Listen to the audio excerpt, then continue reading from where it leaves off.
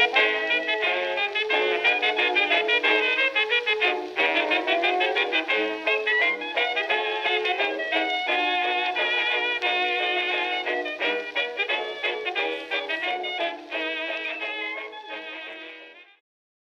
and welcome to the Old Garage number 37. I'm Wild Bill and, well, y'all know the routine, so let's get on with it.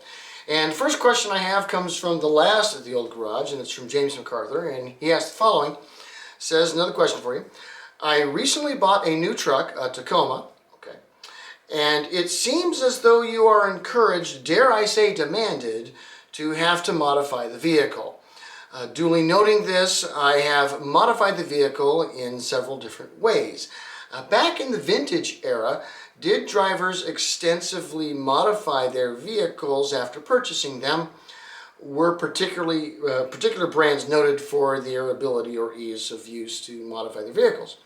Okay, well, let's dig into that a little bit. Actually, sounds like it could be a good episode in and of itself, but so, you know what, this might be just become a special, so let's just be brief.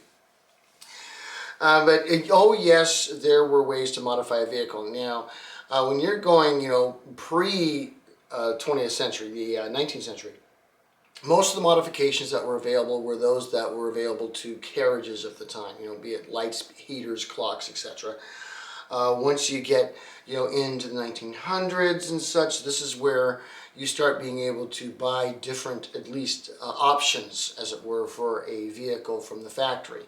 A recent episode I had on Louis Clark demonstrates this, where it was the first where you could buy it as a runabout or you could buy it as a pickup truck, or even a light, even a light van body.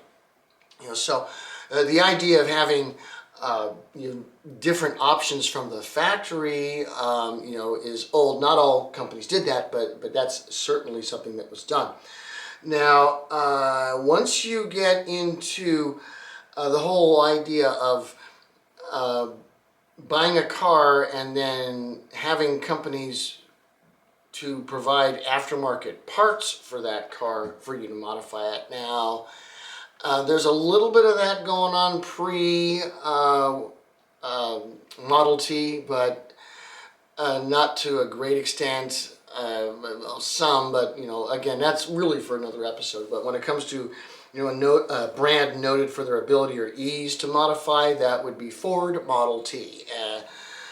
Probably the first car in history to just have everybody that could make something to modify the thing suddenly offer them, aftermarket outside of the dealership. I mean, you had the Ruxtall, you had Rocky Mountain brakes, you had all kinds of, you had different, you could turn it into a snowmobile, you could turn it into a saw, to run your farm. I mean, there was so much modification under this car.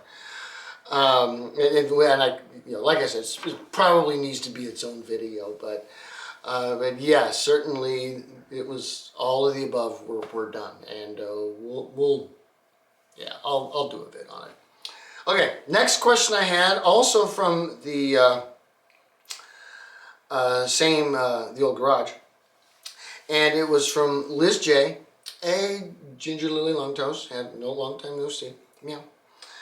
And he says, how in the world, regarding the Fountainhead Antique Auto Museum, did those cars make it to Alaska before World War II? Well, I'll tell you what, go check out their website. I mean, it was posted on the Old Garage, so go, check that out and look at it. They give an explanation, but of course, Russia had sold, Alaska to the United States mid-19th century. 1898 shows up, and then what do you got? A gold rush happens. And there were no railroads connecting the continental United States to Alaska, going through Canada. There were no roads, of any kind connecting the two. Really, the only way to get there was by ship. And from that time, 1898, Seattle, Washington was pretty much the port that was used to transport anything. All the miners, on their way up, and all their dogs, and their sleds and their mining equipment, and it all would end up in Fairbanks. And then from there would go on its way to the various mines. Now, The thing was is that this was Alaska in 1898. Now, America, continental United States in 1898 didn't have any roads either. I mean, there weren't muddy roads there. And then in Alaska, there's just nothing. No, you got around by, dog sled or toboggan or something like that. There was no need to bring automobiles there, but there was certainly the apparatus to do it. I mean, the shipping had been going on, since, like I said, since 1898, and even before for the settlements. So the first car arrived there in 1909 in Fairbanks, and it arrived through the Seattle ports there, and go check out their museum website, okay? Fountainhead Antique Auto Museum actually goes in quite some detail about it, but there was a good reason that 1909 was when they first brought it, because there was no roads until it took that long to even make a road worthy of a car. But before World War II, that's how it was done. They were shipped from Seattle, specifically Seattle. That was the port that was how you got to Fairbanks. So, okay. Next one was on the episode on Horacio Nasagasti. Now, this is another question that was asked by Liz J. However, it was not asked to me. It was actually asked to the subscriber who had made a comment, and she asked about it. And the question is, what is a road rock scene, please? And a road rock. Well, what I think he's referring to, I mean, he didn't answer, but that's okay. But I think he's referring to one of two things, maybe a combination of them.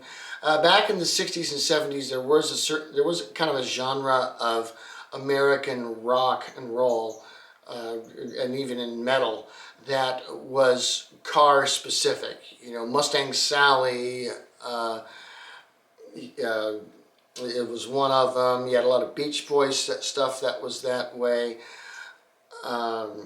On the Run, again, these kind of songs. And it's known as it's a genre that people, you say, hey, if you're going on a long drive, these are the songs you want to listen to. And at the same time, in the United States, you also have a car culture that involves these various clubs, various sizes, tiny ones, big ones, middle-sized ones, whatever, and they do the various meets. And these are often called, Cars and Coffee, where they meet in the morning, and they'll usually go to a local Dunkin' Donuts or a coffee shop that has a large enough parking lot, and they'll all drive their cars there and talk about them, and they'll play this kind of music. Or also you have the cruise-ins, which usually happen in the evening, typically revolving around a Dairy Queen or maybe a Rally's or, a fast food place, like that. And they'll all meet and just congregate, and and that music will be playing. So I think that's what he's referring to. Hey, you know who you are. If I'm wrong, please let me know in the comments below. So, okay. And then I have a question from the Louis Clark episode, and it's from James MacArthur, and he asked, and was on one of the pictures of the car, he says, those tires at 350 look roped. What was their purpose? Grip? Off-roading? Well, keep in mind that we're talking, 1901, okay, pretty much all of the United States was off-roading at that point. And this is another question that's, actually kind of worthy of an episode or a special, because it has to do with, tire chains and tire traction and development of tire treads and such like that. And the thing is that at this time in America, especially in the winter and spring and fall, there was this period where you had mud, then snow and ice, and then mud. And there wasn't a tire that could get you moving around in that. And so there were lots of places in, especially northern U.S., northeastern U.S., where they would, the lack of roads and just the mud and the ice would just necessitate doing something. Roping your tires was very common at that time to just get you enough traction to move through the mud or snow. If you had the misfortune of having to drive one of these cars in those kind of conditions, because most of them couldn't handle it anyway. which was one of the reasons why in that particular photo that the auto car was shown with those with the ropes on it. Okay, because it had the horsepower at this point to, despite it being bogged down, it could get through. And this thing had about the same horsepower as a Model T, and that was not to come for another 7 years. So it was what you had to do at that time. That's life. Okay, so those were the questions. So let's do some silliness now. All right. Now, this is some serious silliness because last week I had a visitor, a very unexpected visitor, and a very late night unexpected visitor. You ever have that happen? You're on. It's like after 11 o'clock. You're on your way to bed, and someone shows up. Okay, at your door or whatnot. Well, you'll see what happened. Here's what happened. Well, hi, Well, hello, Sambuca. What? What was that? Do you see something unusual in my bedroom? Well, so did I. Oh, yeah, you see something unusual. What could it be? Why, it's a bat in my bedroom. Uh-huh. Yeah. No wonder my little kitty is going, what's going on here? Okay.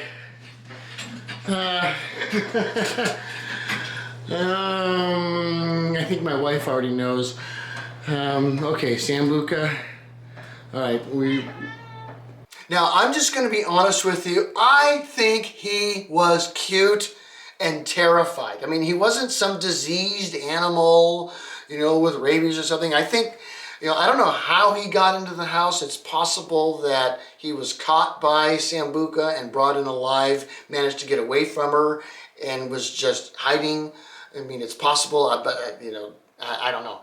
But either way, what I saw was this fuzzy little dude, just up on the wall, being just absolutely terrorized by Sambuca, my cat. And he's just going, somebody please help me, I'll go away, please help me. So after that was filmed, I grabbed a kitchen towel, I just took him in. I could have probably done it barehanded, but I didn't. He was very docile, took him outside, let him go, and he went flap, flap, flap, flap, flap, flap, and he was gone. But I'll tell you what, at 11:30-ish at night, and cat's acting weird, what's going on? Okay, so anyway, let's move on to a shout out. This is a different one than I usually do, but because I don't typically watch, vlogs, family blogs and things like that, but ran across this channel through vidIQ because I look at their stuff, which I obviously don't follow because look at what I do, but it's Urban Revamped. Now, what they're doing, apparently it's a family that's, kind of rebuilding themselves from this stuff and just, but it's well presented. And I looked at this channel and said, you know what,